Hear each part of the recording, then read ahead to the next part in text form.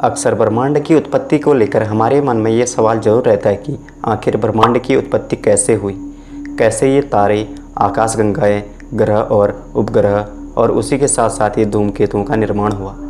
तो दोस्तों ये कुछ कैसे हुआ, इन सब चीज़ों के बारे में हमको बिग बैंग थ्योरी में देखने को मिलता है। तो दोस्तों आज हम जानेंगे कि बिग बैंग थ्योरी क्या है। तो दोस्तों वीडियो के साथ लास्ट तक बने रहिए, वीडियो काफ़ी इंटरेस्टिंग और इन्फॉर्मेटिव होने वाली है। बिग बैंग खगोलविदों द्वारा ब्रह्मांड की उत्पत्ति के बारे में बताने का एक तरीका है। यह एक विचार है जिसमें कहा गया है कि ब्रह्मांड की शुरुआत एक छोटे से बिंदु से होती है, फिर इसका धीरे धीरे से विस्तार होता है और यह इतना बड़ा हो जाता है कि जितना कि अब है, और आज भी ब्रह्मांड लगातार फैलता जा रहा है। तो दोस्तों अब हम जानेंगे कि ब्रह्मांड की उत्पत्ति कैसे हुई।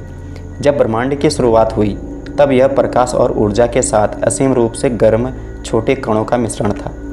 यह ऐसा बिल्कुल भी नहीं था जैसा अब हमको दिखाई देता है। जैसे जैसे सब फैलता गया यह और भी स्थान घेरता गया और ठंडा होता रहा। इसके बाद ये छोटे कण एक साथ आ गए और परमाणुओं का निर्माण हुआ। फिर ये परमाणु आपस में जुड़ गए। बहुत समय बाद इन परमाणुओं ने मिलकर तारे और आकाशगंगाओं का निर्माण किया। सबसे पहले तारों ने बड़े परमाणु और परमाणुओं का एक ग्रुप बनाया जो अन्य तारों के निर्माण का कारण बने। उसी दौरान आकाशगंगाएं आपस में टकरा रही थी और मिलकर अपना अपना समूह बना रही थी। इस प्रकार नए तारे बन रहे थे और उसी के साथ साथ कुछ तारे यहाँ पर नष्ट भी हो रहे थे। साथ ही क्षुद्र ग्रह, धूमकेतु और ग्रह और ब्लैक होल जैसी चीज़ें भी बन रही थी।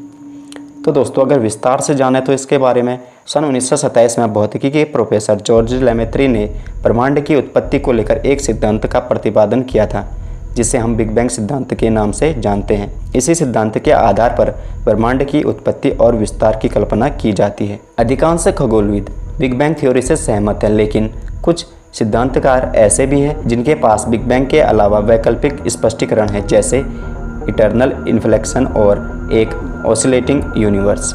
माना जाता है कि आरंभ में ब्रह्मांड अत्यंत सघन और गर्म था। पूरा ब्रह्मांड एक बिंदु के अंदर समाया हुआ था जिसे ब्रह्मांड का उद्भव माना जाता है, और यह बिंदु अपने में पूरे भौतिकी तत्व और ऊर्जा सिमटे हुए थी। अचानक एक विस्फोट से इसका विस्तार शुरू हुआ, और यह विस्फोट किसी बम विस्फोट के जैसा नहीं था, बल्कि ब्रह्मांड प्रकाश की गति से भी तेज रफ्तार से बाहर की तरफ फैलना शुरू कर देता है। इसे कॉस्मिक इन्फ्लेशन का दौर कहा जाता है, जो एक सेकंड से भी कम समय के लिए था। कॉस्मिक इन्फ्लेशन प्रारंभिक ब्रह्मांड में अंतरिक्ष के घातीय विस्तार का सिद्धांत है। इसी के साथ अंतरिक्ष में पदार्थ और ऊर्जा की बाढ़ आ जाती है जो ब्रह्मांड में फैलना शुरू कर देते हैं। यह सब कुछ ब्रह्मांड की शुरुआत के बाद केवल पहले सेकंड में ही घट जाता है। उस दौरान हर चीज़ का तापमान बहुत अधिक गर्म था। नासा के अनुसार यह तापमान 5.5 बिलियन सेल्सियस तक था। इसी के साथ सब एटॉमिक कणों की रचना होती है जो प्रोटॉन, न्यूट्रॉन और इलेक्ट्रॉन से बने हुए थे। कणों की बहुलता के कारण हाइड्रोजन, हीलियम और लिथियम का निर्माण संभव हुआ। इन्हीं कणों के संगठित होने के कारण तारों और ग्रहों का निर्माण संभव हुआ। अगले 13.8 बिलियन वर्षों में ब्रह्मांड उतना फैल गया जितना अब है, और यह अभी भी फैल रहा है। बिग बैंग सिद्धांत जो है वो ब्रह्मांड की प्रारंभिक स्थिति की व्याख्या तो नहीं करता, लेकिन ब्रह्मांड के सामान्य विकास का वर्णन जरूर करता है। मौजूदा तकनीक इतनी विकसित नहीं है कि खगोलविद ब्रह्मांड के जन्म के समय में झांक सके, लेकिन जितनी भी जानकारी ब्रह्मांड की उत्पत्ति के बारे में मौजूद है वह मैथमेटिकल फार्मूलाज और मॉडल्स से प्राप्त हुई है।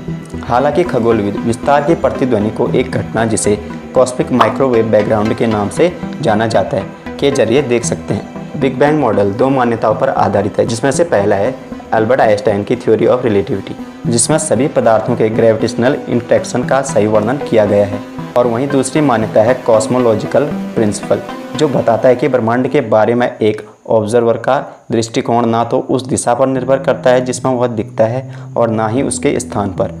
यह सिद्धांत केवल ब्रह्मांड की लार्ज स्केल प्रॉपर्टीज़ पर लागू होता है, लेकिन इसका मतलब यह नहीं कि ब्रह्मांड का कोई किनारा नहीं है। इसलिए बिग बैंग की उत्पत्ति अंतरिक्ष में किसी विशेष बिंदु पर नहीं बल्कि एक ही समय पर पूरे अंतरिक्ष में हुई। इन्हीं दो मान्यताओं की बदौलत ब्रह्मांड के विस्तार का आकलन करना संभव हुआ है। तो दोस्तों बिग बैंग की गणना आज से लगभग 13 खरब 80 करोड़ वर्ष पहले हुई थी, और बिग बैंग का सिद्धांत हमको महान खगोलविद जॉर्ज लेमेत्री ने सन 1927 में दिया था। तो दोस्तों उम्मीद करता हूँ कि आज की इस वीडियो में आप बिग बैंग थ्योरी के बारे में सब कुछ जान चुके होंगे। अगर वीडियो आपके लिए थोड़ी भी हेल्पफुल और इन्फॉर्मेटिव रही तो हमारी वीडियो को लाइक कीजिए और इसको अपने दोस्त तक शेयर जरूर कीजिए। और दोस्तों ऐसे इन्फॉर्मेटिव वीडियोज़ को देखने के लिए हमारे चैनल यूर अल्टीमेट गाइड को सब्सक्राइब जरूर कीजिए। Thank you for watching this video.